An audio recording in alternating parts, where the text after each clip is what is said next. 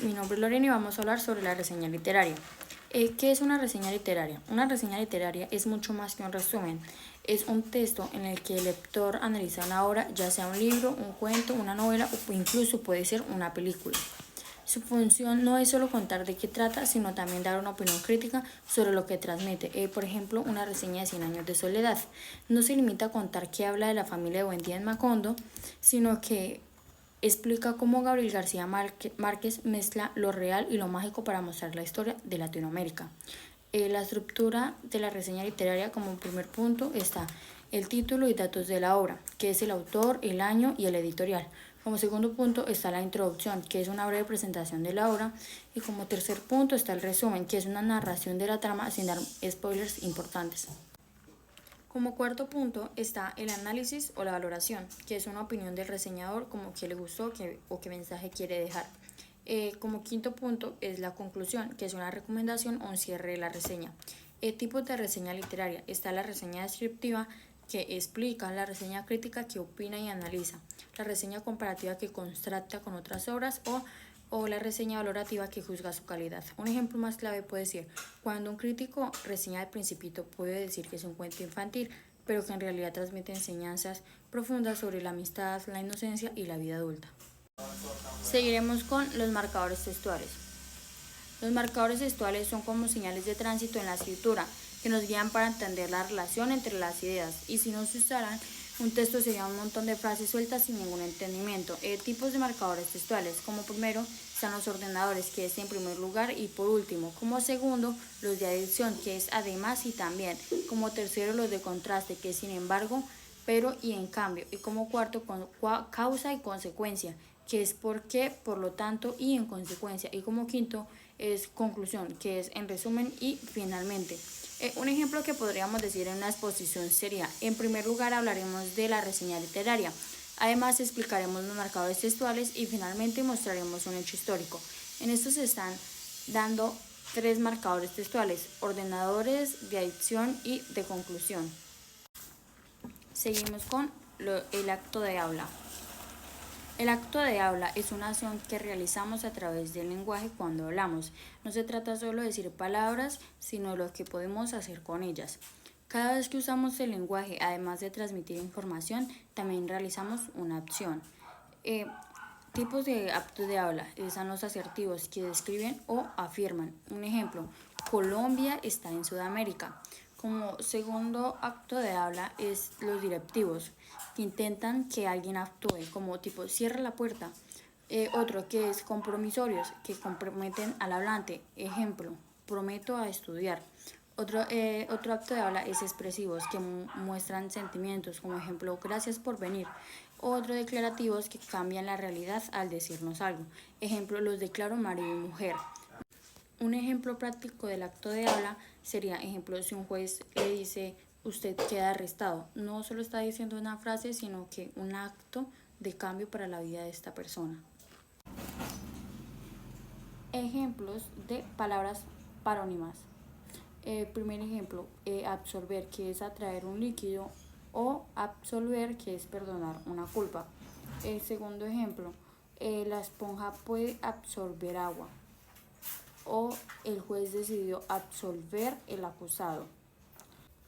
Adoptar, que es tomar legalmente un hijo, o adaptar, que es ajustar algo. O ellos van a adoptar un niño. Debemos adaptar la película de teatro. Como revelar, que es dar a conocer algo oculto, o revelar, que es oponerse con resistencia. Ejemplo: el mago no quiso revelar su truco, o los estudiantes decidieron rebelar contra la injusticia. Seguimos con las palabras parónimas. Las palabras parónimas son aquellas que se parecen mucho en la escritura o en la pronunciación, pero tienen significados muy diferentes. Son las palabras que presentan semejanza fónica, como suena parecido, o gráfica, se escriben parecido, pero cuyo significado es distinto. Se pueden utilizar en la vida cotidiana, pueden generar confusiones en el habla o en la escritura. En la literatura, algunos autores las usan como recursos estilísticos, como juegos de palabras o para dar énfasis. En exámenes de ortografía o redacción se usan como ejemplo para distinguir el significado correcto según el contexto. Un ejemplo, seguimos con el hiato. El hiato es lo contrario al diptongo. Esto ocurre cuando dos vocales se juntan en la escritura, pero se separan en diferentes sílabas al pronunciar, es decir, no forman un solo sonido, sino dos. Ejemplo, dos vocales abiertas, fuertes juntas como a, e, o. Ejemplo, poeta, po, e y ta. O caoba como ca, o y va. Dos vocales iguales seguidas. Ejemplo, cooperar, co, o, pe, rar. Tercero, una vocal fuerte más una vocal débil tónica que lleva tilde. Cuando la i, la o la u lleva tilde, se rompe el diptongo y se convierte en hiato. Ejemplo, María, María, o país como país. Una regla clave es cuando una vocal cerrada como iu se acentúa, siempre rompe el diptongo y genera hiato.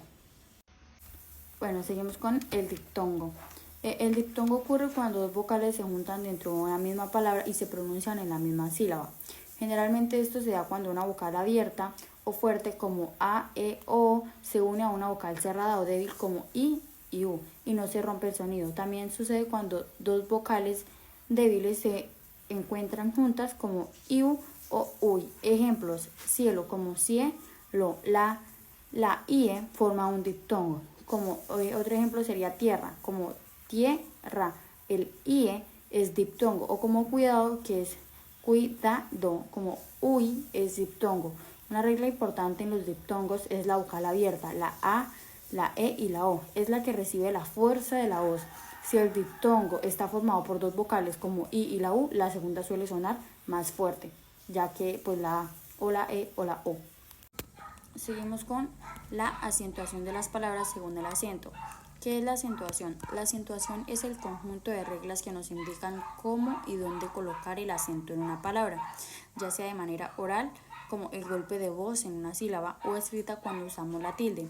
En todas las palabras del español existe una sílaba tónica, que es aquella que se pronuncia con mucho más fuerza. Por ejemplo, casa, o teléfono, o libro. El resto de sílabas reciben menos intensidad y a estas, por ende, se les llaman átonas. Cuando el acento se marca con una tilde, hablamos de acentuación gráfica. Cuando se le nota en la voz sin tilde, hablamos de acentuación prosódica.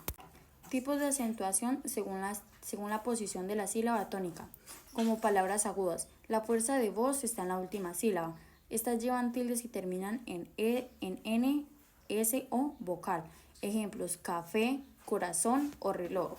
Como las palabras graves o llanas, la fuerza de voz está en la penúltima sílaba. Llevan la tilde si terminan en consonante que no sea ni n ni s. Ejemplos, árbol, libro o fácil. Palabras esdrújulas, la fuerza de voz está en la antepenúltima sílaba. Siempre llevan tilde. Ejemplo, pájaro, brújula o médico.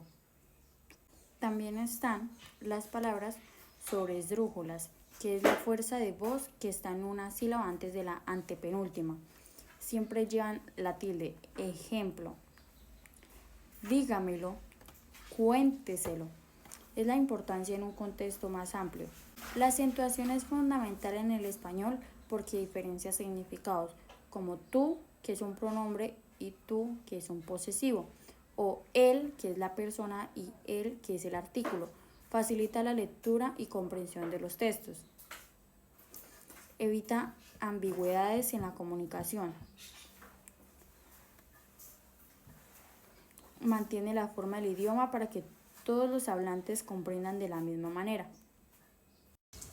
La toma del Palacio de Justicia por el M-19. Esto ocurrió el 6 de noviembre de 1985. El grupo guerrillero M-19 entró al Palacio de Justicia en Bogotá y tomó como rehenes a magistrados, funcionarios y visitantes que querían forzar al presidente a responder políticamente. El ejército retomó el edificio con tanques y armas pesadas, lo que causó un incendio y la muerte de más de 100 personas, incluidos 11 magistrados.